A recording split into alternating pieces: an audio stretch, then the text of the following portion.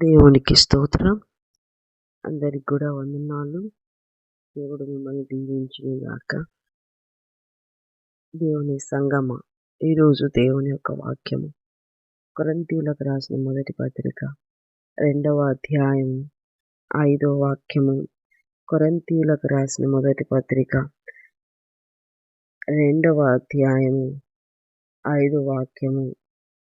మీ విశ్వాసము మనుషుల జ్ఞానమును ఆధారము చేసుకొనక దేవుని శక్తిని ఆధారము చేసుకొని ఉండవలెనని నేను మాట్లాడినను సువార్త ప్రకటించినను జ్ఞానయుక్తమైన తీయని మాటలను వినియోగింపక పరిశుద్ధాత్మయు దేవుని శక్తియు కనపరచు దృష్టాంతములని వినియోగించి తిని.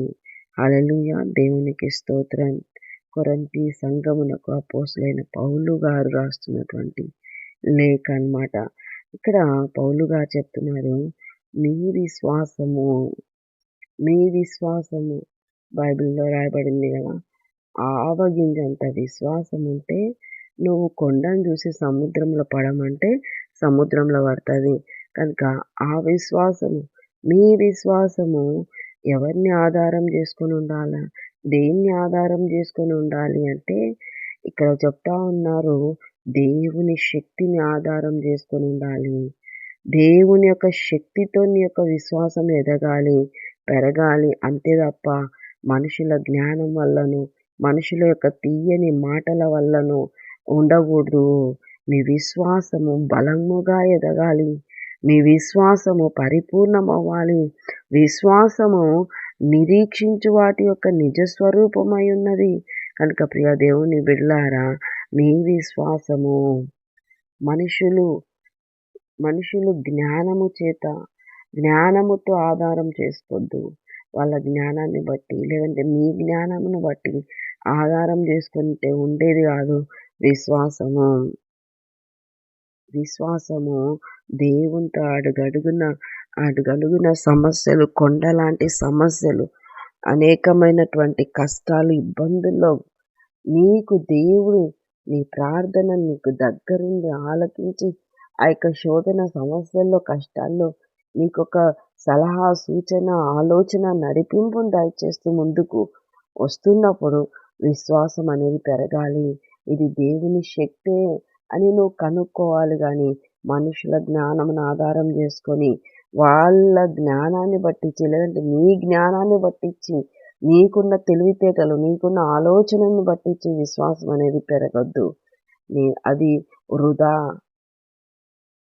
దేవుని యొక్క జ్ఞానమును, దేవుని యొక్క శక్తిని ఆధారం చేసుకోవాలి. దేవుని శక్తిని ఆధారం చేసుకో. దేవుని యొక్క శక్తిని, ఎంత శక్తి కలిగిన దేవుడు ఆయన, ఎంత జ్ఞానము కలిగిన దేవుడు ఆయన. ఈ సృష్టి అంతా ఆయన జ్ఞానముతోనే నిర్మించబడింది, చేయబడింది. పలికినాడు దేవుడు, అంతా కూడా సృష్టించబడింది. ప్రియ దేవుని బిడ్డలారా, ఆయన జ్ఞానమును ఆధారం చేసుకో, ఆయన మాటకున్న శక్తిని ఆధారం చేసుకో. విశ్వాసమును అంచెలంచెలుగా పెంచుకోవాలి. వాక్యం సెలవిస్తుంది కదా, నీ విశ్వాసము నిన్ను స్వస్థపరచును అని యేసు అంటారు. నీ విశ్వాస ప్రార్థన, నీ విశ్వాసమైనటువంటి నిరీక్షణ నిన్ను సిగ్గుపరచనీయక నిన్ను స్వస్థపరిచేదిగా ఉంటుంది. అది దేవుని శక్తి అయి ఉన్నది. హల్లెలూయా. దేవునికి స్తోత్రం. ఇక దేవుని బిడ్డలారా, నీ విశ్వాసము ఎవరిని ఆధారం చేసుకుని ఉంది? మనుషుల జ్ఞానం ఆధారం చేసుకుని ఉందా? మనుషుల యొక్క తలంపులను ఆధారం చేసుకుని ఉందా? మనుషుల యొక్క చేష్టలు, తీయని మాటల వల్ల నేను ఎప్పుడు కూడా మీకు సువార్తను ప్రకటించలేదు.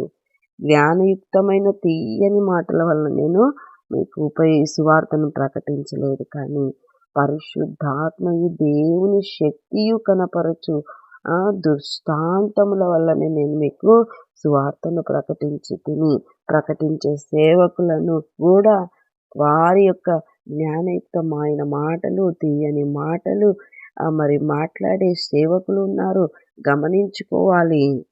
పౌలు గారే అంటున్నారు, నేను అట్లా విధంగా నేను సువార్తను ప్రకటించలేదు. దేవుని యొక్క శక్తిని, దేవుని యొక్క శక్తితోను, పరిశుద్ధాత్మతోను నేను పరిశుద్ధాత్మ చేసిన కార్యాలను బట్టించి నిన్ను చెప్పుకుంటూ వచ్చినాను. అవే చూపించినాను అని పౌలు గారు చెప్తా ఉన్నారు. ప్రియ దేవుని సంగమా, మీ యొక్క ఆత్మీయ జీవితంలో మీ విశ్వాసము ఇదిగో మీ పాస్టర్ మీద ఆధారపడిందా? లేదంటే మీ ఇంట్లో తల్లిదండ్రుల మీద ఆధారపడిందా? లేదంటే నీ యొక్క భార్య మీద ఆధారపడిందా? నా భార్య చెప్పింది, నా భార్య చెప్పింది, నా భర్త చెప్పిన, నా భర్త చెప్పిన. అందరూ మనుషులే. ఎవరైనా మనుషులే. నీ విశ్వాసము వాళ్ళు చెప్పిన మాటను బట్టించో, వాళ్ళ అన్నదాన్ని బట్టించో కాదు. నీ విశ్వాసము దేవుని జ్ఞానమును ఆధారం చేసుకొని నిలబడాలి. దేవుని వాక్కులను ఆధారం చేసుకొని నిలబడాలి. నీకు దేవుని వాక్యమే ఆధారంగా ఉండాలా. ప్రతి విశ్వాసికి వ్యక్తిగత అనుభవాలు ఉండాలి. ప్రతి విశ్వాసి దేవునితో అనుబంధం కలిగి ఆ విశ్వాసము పెంచుకోవాలి. దేవునితో అడుగడుగున ప్రతి యొక్క విషయాల్లో దేవునితో అనుబంధము, ఆలోచనను, ఆశ్రయమును కలిగి ముందుకెళ్తూ ఉండాలి. అంతే తప్ప ఇట్లా మనుషుల జ్ఞానమును ఆధారం చేసుకోవద్దు అని పౌలు గారు చెప్తున్నారు. ఆయననే పౌలు గారే ఎంత గొప్ప పరిచర్య చేస్తున్నారు, ఎన్ని పత్రికలు రాసినారు, ఎంతగా దేవుని కొరకు వాడబడినాడు. అటువంటి పౌలు గారే చెప్తున్నారు, నేనైతే దేవుని యొక్క సువార్తను తీయని మాటలతో కానీ, జ్ఞానయుక్తమైన మాటలతో కానీ నేను చెప్పలేదు.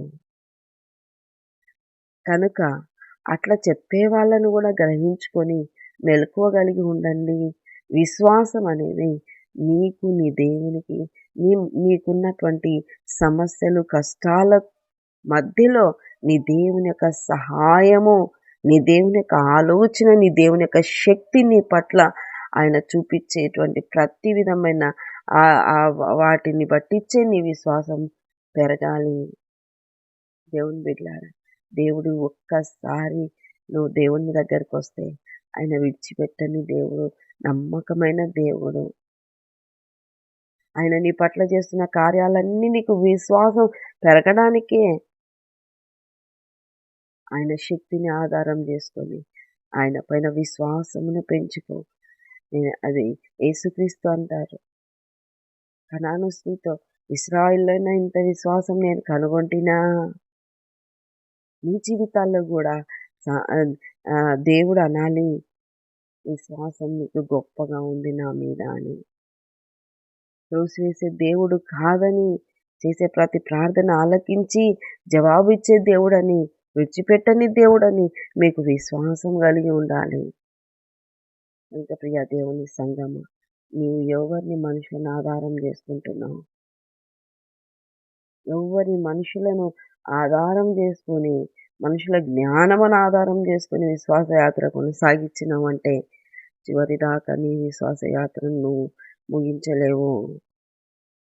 నీకు నీ దేవునికి మధ్య ఉన్నటువంటిది ఈ విశ్వాసము.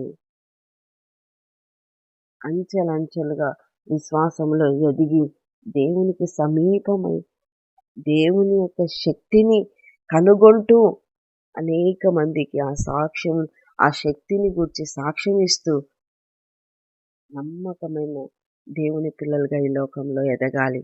అట్టి కృప మీకు అందరికీ కలుగును గాక. చిన్న ప్రార్థన చేసుకునే సైనిక వందనాలు. నిజంగా ప్రభువా, విశ్వాసము ప్రభువా, నీ మీద విశ్వాసము గొప్పగా ఉండునట్లు ప్రతి బిడ్డ ఆత్మీయ జీవితాన్ని ఎదిగించండి, బలపరచండి. మీ కాపుదల్లో నిలబెట్టి బలపరచండి తండ్రి. మీ రెక్కల చాటున దాచి బలపరచండి తండ్రి.